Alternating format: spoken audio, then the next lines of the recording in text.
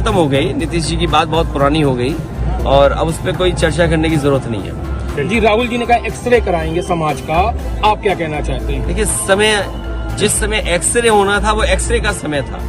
आज CT scan है, MRI machine है, बीमारी और बड़ी हो गई है। जो लड़ाई लड़नी चाहिए थी उस समय, अगर उस समय ही समाधान हो गया होता तो शायद समाज में इतनी बड़ी खाई नहीं होती कि 5% में 5% लोगों पर 60% वेल्थ भारत की उनके हाथ में चली गई। कोई कल्पना कर सकता है कि भारत इतना बड़ा देश, 140 करोड़ आबादी का देश, और 5% लोगों पर पूरी की पूरी धन दौलत हो देश की?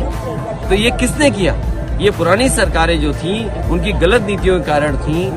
जब एक्सरे करना था तब एक्सरे किया नहीं तो बीमारी बढ़ गई। आज एमआरआई सीटी स्कैन की जरूरत है। मुझे उम्मीद है कि जब कभी भी समाजवादियों को मौका मिलेगा सबसे पहले जाति गणना कराई जाएगी। कांग्रेस वो पार्टी है जिसने आजादी के बाद जाति गणना नहीं कराई।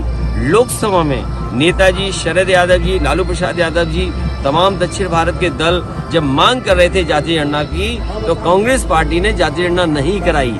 आज क्यों जाति गणना कराना चाहते हैं? क्योंकि वो जानते हैं कि उनका ट्रेडिशनल वोट उनके पास नहीं है। वो पिछड़े दलित और आदिवासियों की तरफ देख रहे हैं। पिछड़े दलित आदिवासी भी जानते हैं कि आजादी के बाद धोखा उन्होंने दिया, इसलिए इस बार उनकी कहीं बात बनने वाली है। इंडिया गठबंधन कैसे चलेगा ऐसे में? इंडिया गठबंधन आगे देखा जाएगा।